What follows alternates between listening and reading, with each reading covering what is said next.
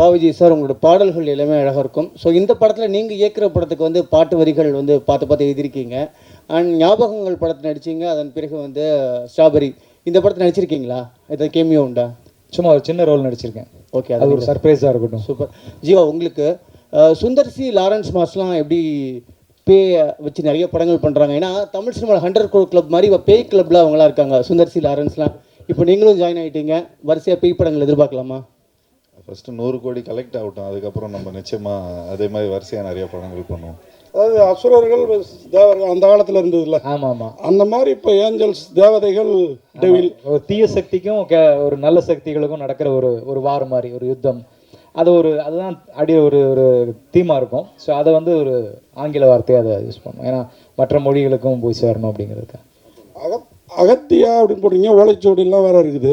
ஜீவாவே நல்ல ஹைட்டு, அதோட ராசிகன்னா பயங்கர ஹைட்டாக இருக்காங்க. அகத்தியார் யார்? அர்ஜுனா? நீங்கள் கரெக்டாக கண்டுபிடிக்கிறீங்க. பட் இருந்தாலும் படத்தில் வந்து அகத்தியா வந்து ஜீவா தான். நீங்கள் அதை பார்க்கும்போது உங்களுக்கு அது தெரிஞ்சிடும், அந்த பேருக்கும் இதுக்கும் என்ன காரணம் இருக்குது அப்படிங்கிறது. ஜீவா சார் சூப்பர் குட்டே கிட்டத்தட்ட 100 படங்களுக்கு மேலே பண்ணியிருக்காங்க. அவ்வளோ பெரிய இந்தியாவில் ப்ரொடியூசரு. இந்த கதையை ஏன் அப்பாட்ட சொல்லாமல் ஐஸ்வரி சார்ட்ட தான் சொல்லணும்னு போனீங்களே, என்ன காரணம்? எனக்கு அப்போவே அந்த ஸ்டேட்மெண்ட் அவருக்கு 1 செகண்ட் கணேஷ் சார் பதில் சொல்லுவார் இதுக்கு. நான் அவங்க அப்பாவுக்கு இந்த படத்தை போட்டு காமிச்சேன், பார்த்துட்டு ரொம்ப நல்லா இருக்குது அப்படின்னாரு. அப்போ நான் ஒரே வார்த்தை சொன்னேன், சார் நீங்கள் செய்ய வேண்டியதை நான் செஞ்சுருக்கிறேன் சார்ன்னு சொன்னேன். நிச்சயமா அப்படின்னு சொல்லிட்டு ஒத்துக்கிட்டு போயிட்டார். சார் வந்து இப்போது அப்பா பார்த்துட்டிங்கன்னா இப்போ ரொம்ப செலக்டிவாக தான் படம் பண்ணுறாரு. அதில் ஏற்கனவே 99ல் ஒரு படம் வந்து நான் அப்பாவுக்கு பண்ணுறேன்னா, ஸோ இப்போது அதுக்கப்புறம் 100th ஃபிலிம் என்ன பண்ணுறாருன்னு தெரியல. பட் இப்போ அந்த 99th ஃபிலிம் ஏற்கனவே நாங்கள் டிசைட் பண்ணிட்டோம். ஏன்னா அது கிட்டத்தட்ட ஒரு 2 இயர்ஸாக அந்த ஸ்கிரிப்ட் அப்படியே இதில் இருக்குது. ஸோ இந்த படம் முடிச்சதுக்கப்புறம் அந்த ஸ்கிரிப்ட் போகிறதா இருந்தது. அதுவும் நல்ல பெரிய பட்ஜெட் படம் தான் சார். சும்மா ஒரு ஜாலிக்கு தான் நான் எப்போயா சும்மா ஒரு என்டர்டெயின்மெண்ட்டுக்காக தான் நான் சொல்லுவேன். இல்லைன்னா வீட்டுக்கு போனால் செம்ம அடிவிடும். பட் இது வரைக்கும் எனக்கு தெரிஞ்ச ஒரு 6 to 8 ஃபிலிம்ஸ் வந்து அப்பா கிட்ட பண்ணியிருக்கிறேன். அண்ட் இப்போ ஈலாம் பார்த்துட்டிங்கன்னா பெரிய பட்ஜெட் ஃபிலிம்ஸ் தான் சார். பட் இப்போது இன்றைக்கி இருக்கிற காலகட்டத்தில் இந்த ஓடிடி அது இதுன்னு எல்லாமே கொஞ்சம் டிஃப்ரெண்ட்டாக பிஸ்னஸ் அப்படி இப்படின்னு கொஞ்சம் ஆகிறதுனால கொஞ்சம் பார்த்து தான் முடிவு பண்ணுறோம். பட் கணேஷ் சார் பார்த்துட்டிங்கன்னா தொடர்ந்து நிறைய படங்கள் பண்ணிகிட்ருக்காரு. இப்போது ஒரு ஃபிலிமில் வந்து ஏதோ ஒரு விதத்தில் நம்ம ஏதோ கொஞ்சம் நிறைய செலவு பண்ணிட்டா கூட அடுத்த படத்தில் நாங்கள் வந்து கொஞ்சம் அதை கழிச்சுப்போம், நாங்கள் வேறு மாதிரி நாங்கள் இது பண்ணிப்போம். பட்டு அப்பா என்ன திரும்ப நான் வந்து அது வேறு கணக்கில் நான் சொல்லணும் அதுக்கு. சார் வருஷம் பண்ணலான்னு சொல்லிட்டாரு, அந்த கணக்கெல்லாம் இப்படி எதில் வருமா சார்? நிச்சயமாக சார். இது வந்து நாங்கள் பிஸ்னஸாக பண்ணல. இப்போ ஆக்சுவலி பார்த்துட்டிங்கன்னா கணேஷ் சார் வந்து அவருக்கு எவ்வளோ பிஸ்னஸ் இருக்குது, எவ்வளோ விஷயங்கள் இருக்குது. அதே மாதிரி எங்ககிட்டயும் ஒரு ப்ரொடக்ஷன் கம்பெனி இருக்குது. பட் ஒரு பேஷனாக தான் இது ஒரு விஷயத்த பண்ணுறோம். ஸோ இன்றைக்கி இப்போ பாவிஜய் சார் வந்து அவரோட ட்ரீம்ஸ் வந்து எல்லா விதத்துலேயும் வேறு ஏதோ ப்ரொடக்ஷன் கிட்ட எடுத்துகிட்டு போகாமல் ஒரு நல்ல ஒரு ப்ரொடக்ஷனுக்கு வந்தால் அவரோட ட்ரீம்ஸ் ஃபார்வர்ட் போகும். ஸோ அந்த மாதிரி தான் நான் வந்து கொஞ்சம் புது டைரக்டர்ஸ், அது இல்லாமல் ஒன் ஃபிலிம் பண்ண டைரக்டர்ஸ் எல்லாமே கணேஷ் சார்கிட்ட எடுத்துகிட்டு வருவேன். அண்ட் அது இல்லாமல் அவங்கக்கிட்ட நிறைய ஒரு தொடர்ந்து படங்கள் பண்ணிகிட்டே வந்துட்டுருக்குறாங்க. ஸோ அந்த தியேட்டர்ஸ் அந்த இது, ஸோ அதனால் வருஷம் வீட் லைக் டு டூ. அண்ட் நாங்களும் அதுக்கேற்ற மாதிரி இப்போது கொஞ்சம் வருஷம் படம் பண்ணுறதுனால அதுக்கேற்ற மாதிரி கதைகளும் எங்களுக்கு டைரக்டர்ஸ் எழுதுவாங்க. டேரக்டர் சார், சார் இப்போ வெள்ளைக்காரங்களாம் வரும்போது நம்மளை ஓலைச்சுவடிகள்லாம் அழிச்சிட்டாங்க, நிறைய அழிச்சிட்டாங்க, நிறைய மறைக்கப்பட்டது. ஸோ அதெல்லாம் காட்டுவீங்களா, இல்லை படத்தில் சீன்ஸ்லாம் இருக்கா? இல்லை இருக்குது. தமிழ் அந்த ஓலைச்சுவடிகள் சார்ந்த ஒரு காட்சியை வச்சுருக்கோம். அர்ஜுன் சார் வர்ற காட்சியில் ஒரு நல்ல ஒரு அழகான காட்சி, நீங்கள் கண்டிப்பாக அதை ரசிப்பீங்கன்னு நினைக்கிறேன். ஏன்னா அது படம் பார்த்த எங்கள் எல்லாருக்குமே, இப்போ சார்லேருந்து எல்லாருமே அந்த காட்சியை ரொம்ப விரும்பினாங்க. ஸோ அந்த அர்ஜுன் சாரோட சீனில் அந்த ஒரு ஓலை சுவடியும் நம்முடைய தொன்மையான தமிழில் அவர் பேசுகிற ஒரு காட்சியும் ஒரு இருக்குது. அது நிச்சயமாக அது நல்ல ஒரு பேசப்படுற ஒரு காட்சியாக இருக்கும். சார் விஜய் சார், வாழ்த்துக்கள். நன்றி சார். படத்தை பார்க்குறப்ப 2 பீரியடை மென்ஷன் பண்ணியிருக்கீங்க. ஒன்று பிரிட்டிஷா இல்லை ஃப்ரெஞ்சு பீரியட் வருமா? ஃப்ரெஞ்சு தான். அர்ஜுனுக்கும் ஜீவாக்கும் கனெக்ஷன் ஏதாவது இருக்குமா? இருக்குது. கதையில் கனெக்ஷன் இருக்குது. 2 பேருக்கும் ஒரு தொடர்பு இருக்கும். அது என்னங்கிறத நம்ம ஸ்க்ரீன் பிளேவாக சொல்லுவோம். என்னவா வர்றாரு சார் கேரக்டர்? ஜீவா சார் வந்து அகத்தியாவாக வர்றாரு. அகத்தியானா அதாவது கேரக்டராக சொல்லுங்க. படத்தில் வந்து அவர் வந்து ஒரு ஆர்ட் டைரக்ஷன் பண்ணுற ஒரு ஆர்ட் டைரக்டராக அறிமுகமாகிறாரு. ஸோ அதிலிருந்து அவர் ஆரம்பிக்கிற தொழிலிருந்து அவருக்கு ஒரு ஸ்பார்க் கிடைக்குது. நம்ம பண்ணிட்டு இருக்கிறது சரியா இல்லையா, அப்போ அவர் ஒரு கேட் ஓப்பன் ஆகுது. அதுலேருந்து கதை அப்படி ஆரம்பமாகும். ஆரம்ப புள்ளி அதுதான். அவங்க வந்து அவங்க கூடவே படித்த ஒரு லவ்வர், அந்த மாதிரி ஒரு ஆர்கிடெக்டாக இருக்காங்க ராஷிகண்ணா. டாக்டர் சார், இப்போ நம்ம ஹீரோ வந்து ஒரு விஷயம் கேட்டாங்கன்னா கண்டிப்பாக டேரக்டர் வந்து ஹெல்ப் பண்ணுவாங்க. ஏதாவது ஒரு விஷயம் வந்து கதையாவது போடுவாங்க. ஆனால் அவர் சொல்லியிருக்க வருத்தப்பட்டார் வேறு, எனக்கு ஒரு பாட்டு கேட்டோம் கொடுக்கவே இல்லை, கடைசி வரைக்கும் என்னை வந்து ஒதுக்கே வச்சுட்டாங்கன்ட்டு. அது அப்பயே சொன்னார் அவங்ககிட்ட? இல்லை, சொன்னார் சொல்லிட்டு சார்கிட்டையும் சொன்னார், இந்த மாதிரி நம்ம ஒரு ப்ரொமோஷன் சாங் பண்ணலாம் சார் அப்படின்னு. இந்த படத்துலேயே வந்து 6 பாட்டு வைக்க வேண்டியதாகிடுச்சு. ஏன்னா காட்சிகள் நகர்த்துறதுக்கு சில நேரங்கள் பாட்டு வந்து இப்போ சொன்ன மாதிரி அந்த மூலிகை சாங்கில் நிறைய காட்சிகள் நகரும். ஸோ இப்படி ஒரு பாட்டுக்குள்ளேயும் காட்சி நகர்றதால தனிப்பட்ட பாட்டு வைக்க முடியல, ஒரு டூயட் சாங் அப்படின்னு போக முடியல. அதனால தான் தெரியல, அவர் ரொம்ப என் மேலே ரொம்ப பிரியமாக இருப்பா அப்படி Jeeva sir. Sir Vijay sir வாழ்த்துக்கள் சார். நன்றி சார். எங்கே sir? Sir Mani sir. Sir Jayachandran sir. Sir, இந்த வழக்கமாக அந்த பேய் படங்கள் அப்படின்னா ரொம்ப டார்க்காக தான் இருக்கும் படங்கள், சீன்ஸ் எல்லாம். பட் இந்த படத்தை பொறுத்தவரையிலும் ஆரம்பத்துலேருந்து ரொம்ப பிரைட்டாக கலர்ஃபுல்லாக இருக்குது. அதுக்கு என்ன காரணம் சார்? இல்லை, அதுக்கு காரணம் வந்து டிஓபி பதி தான். இந்த படத்துக்காக அவர் ரொம்ப ஒர்க் பண்ணி நல்லா வரணும், எல்லாரையும் ரொம்ப அழகாக காமிக்கணும். ஏற்கனவே எங்கள் ஹீரோயின்லாம் ரொம்ப அழகு தான், அதுக்கு மேலேயும் காமிச்சிருக்காப்புல, ரொம்ப பிரைட்டாக பண்ணியிருக்காப்புல. இதுக்காக ரொம்ப மெனக்கெட்டு பண்ணியிருந்தாப்புல. இல்லை, அதுக்காக கேட்கல சார். இப்போது டார்க்காக எடுக்கிறாங்கன்னாக்கா இந்த பயம் வந்து கொஞ்சம் அதிகமாக இருக்கும். இல்லை அந்த மாதிரி காட்சிகளுக்கு அப்படிதான், அந்த மாதிரி காட்சிகள் அப்படி இருக்கு. அந்த மாதிரி அதாவது இப்போ அந்த ஆவி சம்மந்தப்பட்ட காட்சிகள்லாம் வந்து அப்படிதான் இருக்கும்.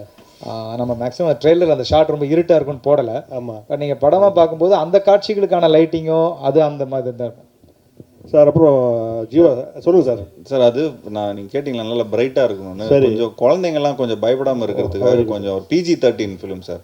டார்க்காக பண்ணிட்டு அப்புறம் A சர்டிஃபிகேட் கொடுத்துருவாங்க, அப்புறம் நீங்கள் மட்டும்தான் வருவீங்க படத்துக்கு. அப்புறம் ஜீவா சார், அப்புறம் உங்ககிட்ட இன்னொரு கேள்வி. ஆமாம் சார், நீங்கள் வந்து அவர் தான் ரொம்ப நேரமாக ராசி மேம் கேட்குறாங்க, யார் கேள்வி கேட்குறாங்கன்னே தெரியல. ஸோ அப்புறம் சார், இந்த உங்கள் படத்தில் வந்து 100வது படமாக வந்து விஜய் தான் நடிப்பார் அப்படின்னு சொல்லிட்டு நீங்கள் இது நான் சொல்லிட்டேன்னா, இதுதான் சொல்லிட்டேன்னா இப்போ இதுதான் ஹெட்லைன்ஸாக இருக்கும். இல்லை அது சொல்லிருந்தீங்க. ஆனால் 100வது படம் என்ன எடுக்கிறாங்க தெரியல. அப்பா தெரியல சார், தெரியல சார். அதான் கொஞ்சம் அவர் வந்து கடைசி படம் அறிவிச்சிட்டாரு, அதனால தான் கேட்டேன். அப்படியா சார்? தெரியல சார், நான் எனக்கு இந்த நியூஸு. பட் ஏதாவது மிரக்கல் நடந்தாலும் நடக்கும்னு நினைக்கிறேன். Director sir, hello director sir, இந்த படத்தோட மூளை வந்து திருமூலர்லேருந்து எடுத்தீங்களா? ஒன்று, சித்த வைத்தியத்தை எந்த விதத்தில் இதை கொண்டு வரீங்க சார்? சார், அது கதை, அது ஒரு அந்த கதையோடைய லைனில் இருக்கும். அது இப்போ அதை நம்ம அதில் பதிலாக சொன்னோம்னு வைங்களேன், அப்போ உங்களுக்கு படம் ஃபஸ்ட்டு 27ஆம் தேதி பார்க்கும்போது அவருடைய சுவாரஸ்யம் லைனாக சொன்னால் இது ஒன்று தான் சார். நம்மளுடைய மக்கள் தலை எம்ஜிஆர் பாட்டு தான் சார். என்ன வளம் இல்லை இந்த திருநாட்டில், ஏன் கையை ஏந்த வேண்டும் வெளிநாட்டில். இவ்வளோதான் சார் இதனுடைய ஒன்லைனு. சார் ஜீவா சார், நீங்கள் ஒரு ப்ரொடியூசரோட பையங்கிறதுனால தான் அடுத்த படம் நான் காசு இல்லாமல் கூட பண்ணுவேன் அப்படின்னு சாருக்காக சொன்னீங்களா? இல்லை செலவு ஜாஸ்தி ஆகிடுச்சு? ஏன்னா உங்கள் நண்பர்களும் நிறைய ஹீரோக்கள் இருக்காங்க உங்கள் சேம் செட்டு, எல்லாரும் அப்படி ஒத்துப்பாங்களா? இல்லை உங்கள் பெருந்தன்மையான குணமா? இல்லை சார், இது வந்து எங்கள் அப்பா எங்களுக்கு சொல்லி கொடுத்தது. சாதாரணமாக இப்போ பாருங்களேன், இப்போ இந்த மாதிரி நான் ஏதோ சம்பளமே கேட்டேன்னு வச்சுங்களேன், சார் எனக்கு இவ்வளோ கோடி கொடுங்க, அவ்வளோ கோடி கொடுங்கன்னா ஸ்ட்ரைட்டாக எங்கள் அப்பா சாருக்கு ஃபோன் பண்ணிவிடும். அதெல்லாம் அவனுக்கு அவ்வளோ கொடுக்காதீங்கன்னு சொல்லிவிடுவாங்க. நீங்கள் படத்தில் செலவு பண்ணுங்கள், நல்ல புது டைரக்டரை போடுங்க, அண்டு ப்ராடக்ட்டுக்கு வந்து நீங்கள் முக்கியத்துவம் கொடுங்க. அப்புறம் அது வந்து நல்லா பிஸ்னஸ் ஆனதுக்கப்புறம் அதுக்கப்புறம் அடுத்த படத்தில் திரும்ப அதே இன்வெஸ்ட்மெண்ட்டை நீங்கள் வந்து இன்னும் நல்ல பிரம்மாண்டமான படமாக எடுங்க அப்படின்னு தான் சொல்லுவார். அதுதான் அப்பாவோட சீக்ரெட்டு. அதனால தான் நிறைய ஃபிலிம்ஸ் எடுக்க முடிஞ்சுது. ஃபஸ்ட்டு பாடலாசிரியராக இருந்தீங்க, அப்புறம் நடிகரானீங்க, இப்போ இருந்துட்டு இருக்கீங்க. நிக்கல் நான் பேசணும்ல, வந்துட்டாருல்ல, பாடலாசிரியர் இருந்துட்டு இருக்கீங்க, இயக்குனராக வந்துட்டீங்க, நடிகராகவும் இருந்தீங்க. அடுத்து ப்ரொடியூசராக எப்போ வர போகிறீங்க? இந்த ஸ்ட்ராபெரி என்னோட படம் தான், ப்ரொடியூஸ் பண்ண படம் தான். பட் இதுக்கப்புறம் ப்ரொடியூஸ் பண்ண மாட்டேன், ஒன்லி டைரக்ஷன் படம் அந்த மாதிரி தான். சித்த மருத்துவம் இப்போ வந்து கொரோனா டைமில் தான் எல்லாருக்கும் தெரிய ஆரம்பிச்சுது. கேன்சர் கூட அதுலேருந்து மருந்துகள் இருக்குதுன்னு சொல்லியிருக்காங்க. இது முற்றிலும் வந்து ஆங்கிலேயர் அந்த டைமில் தான் அந்த இது அழிக்கப்பட்டதுன்னு நீங்கள் நினைக்கிறீங்களா? இல்லை சார், அவங்க யாரும் நம்மளை அழிக்கவே இல்லை சார். அவங்க அழிக்க வந்தவங்கள்ட்ட நம்ம தான் பறி கொடுத்தோம். ஸோ அவன் வந்து அந்நியர்கள் வந்து அழிச்சாங்கங்கிறது அது கதை கிடையாது. ஒரு என்ன சொல்கிறது, ஒரு காலகட்டங்களில் வந்து சில கண்டுபிடிப்புகள் நம்ம வந்து புறக்கணித்தாங்க. நம்மளுடைய முன்னோர்கள் மூதாதையர்களுடைய அறிவையும் நம்ம கண்டுபிடிச்ச விஷயங்களையும் வந்து இங்கே இருட்டடிப்பு செய்யப்பட்டது. அந்த மாதிரியான ஒரு சம்பவத்தை நான் படிக்கும்போது தான் அடடா இப்படி ஒரு விஷயத்த நம்ம ஆளுங்க தான் கண்டுபிடிச்சிருக்காங்களா, இது உலகத்துக்கு தெரியாமல் போயிடுச்சே. ஆனால் வந்து யாரோ கண்டுபிடிச்சதா எங்கெங்கேயோ பேசி பெரிய பெரிய பாராட்டுகளும் விருதுகளும் வாங்கிட்டு இருக்காங்களே அப்படின்னு ஒரு எண்ணம் ஏற்பட்ட போது அதை தான் ஒரு தீப்பொறியை எடுத்து இந்த கதை பண்ணோம். உங்கள் லுக்கு வந்து பயங்கர ஸ்மார்ட்டாக இருக்குது. ஜிப்சி மாதிரியே. ஜிப்சி செகண்ட் பார்ட் ஏதாவது போயிட்டு இல்லை, இந்த லுக்கு வந்து இஸ் ஆக்சுவலி வேலையெல்லாமல் இருக்கிற லுக் இது. ராசிகண்ணா மேம் நல்லா நீங்கள் பார்க்குறதுக்கு ஹாலிவுட் ஹீரோயின் மாதிரி இருக்கீங்க. இன்னமும் தமிழ்லேயும் ஹிந்திலையுமே சுற்றிட்டு இருக்காங்கிற ஃபீலிங் ஏதாவது இருக்கா? ஏன்னா எதுவும் வாய்ப்பு வந்ததா ஹாலிவுட் சைட்லேருந்து? நீங்கள் நடந்து வர்றப்ப பார்த்து நானே மறந்துட்டேன்.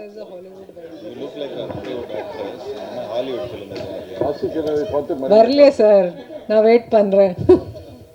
பண்ணணும். தேங்க்யூ. நன்றி.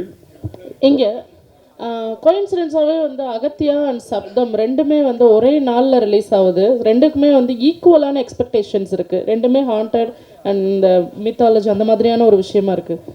ஸோ இது யோசிச்சிங்களா? இதை பற்றி எதுவும் போயிட்டுருக்கா உங்களோட தாட் ப்ராசஸ் எதுவும்? யார்கிட்ட?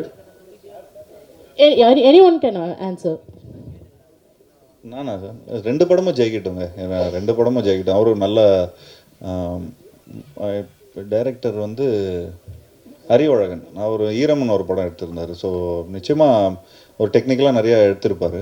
அண்ட் நிச்சயமாக 2 படமும் ஜெயிக்கட்டும். அண்ட் ஸோ எங்கள் படம் இன்னும் கொஞ்சம் நல்லா கலெக்ஷன் பண்ணணும்னு வேண்டிக்கிறோம். அப்பா விஜய் சார், ஆக்சுவலி இந்த படத்தோட அந்த ட்ரெய்லர்லேயே நிறைய விஷயங்கள் வந்து சொல்கிற மாதிரி இருந்துச்சு. நீங்கள் இதுக்கு இன்ஸ்பிரேஷனாக ஏதாவது புக் இருக்கா? இல்லை இப்போ சொல்லனாலும் ஓகே, எனிதிங் ரொம்ப இம்பார்ட்டண்டான புக் பிஹைண்டில் இருக்கா? இல்லை, இப்போ சார் ஒருத்தர் கேட்ட மாதிரி தான், இது திருமூலர் சம்மந்தப்பட்ட விஷயமானு கேட்டாங்க இல்லையா? அந்த மாதிரி நம்ம முன்னோர்கள் எழுதினது தான். திருமூலரும் அருணகிரிநாதர் எழுதின சில புத்தகங்கள், அதில் இருக்கிற குறிப்புகள்.